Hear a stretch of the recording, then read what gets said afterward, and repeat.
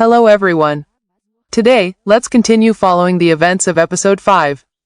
In the previous episode, after easily subduing Land, Linley proved to everyone that he was not only a mage but also possessed a powerful physique, having already stepped into the level of a second-rank warrior. His strength far surpassed ordinary people, leaving both the students and even higher-level mages around him astonished. Delu, on the other hand, was extremely excited, constantly teasing Land and making him both furious and humiliated. In order to regain his dignity, Land demanded a magical duel to determine the winner and proposed a wager. It started at 100 gold coins but was quickly pushed up by Delu to 10,000 gold coins, a shocking amount that stunned the entire tavern. In the end, Land gritted his teeth and accepted. In episode 5, both sides immediately headed to the arena. News of the major battle spread rapidly, attracting a large number of students to watch. On the stage, Land confidently announced the wager in front of everyone, while Linley remained calm and indifferent. As the battle began, both cast magic at the same time, but the gap between them quickly became clear.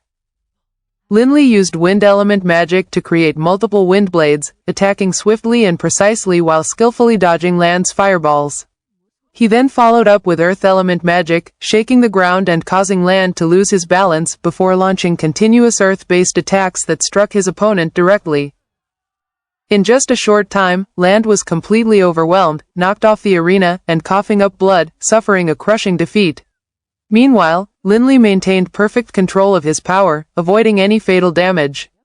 This victory shocked everyone, as they realized he was a dual-element second-rank mage with extremely precise control and agile movement, far surpassing the former top student. After his defeat, Land lost his arrogance and became more composed. He accepted the loss, promised to deliver the 10,000 gold coins, and even bowed his head to thank Linley for helping him realize his shortcomings. At the same time, he declared that one day he would defeat Linley and then left with the support of his companions. Linley, despite becoming the center of attention, showed no arrogance. He refused social interactions and left with his 3 brothers to continue training, staying focused on becoming stronger. In the unified monetary system of the 4 empires on the Yulan continent, a magic crystal card symbolizes wealth, as obtaining one requires a fee of 100 gold coins. In return, it offers convenience and safety for storing assets, since carrying 10,000 gold coins in cash would be bulky and dangerous. Therefore, after winning the bet, Linley decided to convert the money into a magic crystal card, ensuring safety while living at the Ernst Institute, and he also felt happy knowing the money could support his family. Meanwhile, Delu put his arm around Linley proudly, joking with Reynolds and George about Land's group, who had nearly lost all their money. The atmosphere became relaxed, and Delu suggested taking everyone to visit the holy capital, Fenlai city, the next day, exciting the group as it was known for its prosperity. The next morning, the 4 of them waited at the academy gate for Delu's family convoy. After a long wait, an extremely luxurious procession arrived, including 4 horse carriages, hundreds of knights, magical beasts, and even flying beasts in the sky. The scene shocked Linley and the others, revealing the immense power behind Delu's family.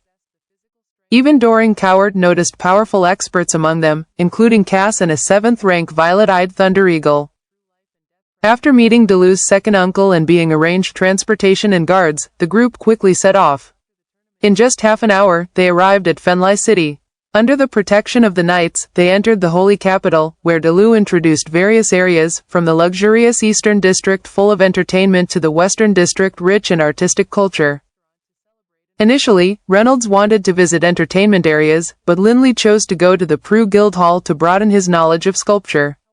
This place was associated with Master Pru, regarded as the greatest sculptor in history, whose works were worth millions of gold coins and even ranked among the top 10 masterpieces of all time. This shocked everyone with the immense value of art, and Linley became even more determined, heading there with his brothers. The Pru Guild Hall stood at the pinnacle of sculpture on the Yulan continent. It valued art and talent above wealth, and regardless of status, everyone entered with respect. The entrance fee alone was 1 gold coin, but inside was a peaceful atmosphere filled with soft music, making visitors feel as if they had entered another world. Linley and his companions were immediately captivated by the statue of Master Pru in the main hall, feeling its lifelike beauty. Delu explained the three exhibition areas, the common section, the expert section, and the master section. The deeper they went, the fewer but more valuable the works became. When they reached the master section, each piece seemed to possess a soul, creating a powerful emotional impact. This deeply moved Linley, helping him understand the level of mastery required in sculpture. After returning to the academy at night, they encountered a severely injured student who had come back from the magical Beast Mountain range, covered in blood and missing an arm. This sight reminded them of the true danger of real combat training, where life and death were separated by a thin line. At that moment, a familiar voice called out to Linley. Turning around, he was surprised to see Uncle Hillman, bringing important news. His younger brother, Warden, had reached the required bloodline density to become a dragonblood warrior. This greatly reduced the burden on Linley, and the family decided to send Warden to the O'Brien Academy, despite the extremely high cost. Understanding the financial strain, Linley immediately handed all his money to Hillman to bring back home. When nearly 10,000 gold coins were placed before Hogg, he was deeply moved, as it represented not just money but Linley's responsibility and growth. Later, after becoming well-known in the academy, Linley encountered the genius Dixie, who, despite being younger, had already reached the 4th rank as a mage. This made Linley realize the gap between himself and true prodigies. However, Doring Coward explained that Dixie's natural talent gave him a higher starting point, and assured Linley that with proper training, he could surpass him. Following this, Linley began learning sculpture under Doring Coward's guidance. He was introduced to the straight knife school, a unique carving method using only one tool. Through this, he learned that sculpture is the process of removing excess material to reveal the perfect form within, requiring intense focus and mental control. This method naturally enhanced his spiritual power. Over time, Linley trained daily in the mountains, combining magic practice with sculpture. After 3 years, he finally completed a lifelike sculpture of a mouse, entering a state of harmony with nature that greatly boosted his spiritual power. From that moment, he officially stepped into the world of sculpture.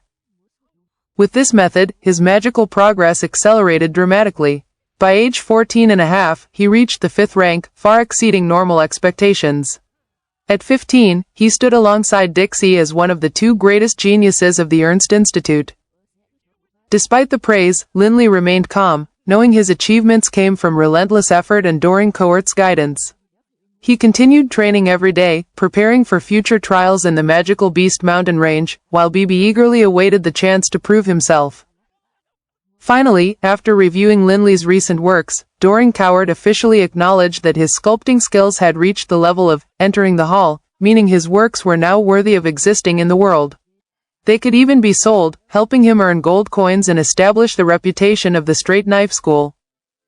And that marks the end of episode 5. Don't forget to subscribe to the channel so you won't miss the next episodes.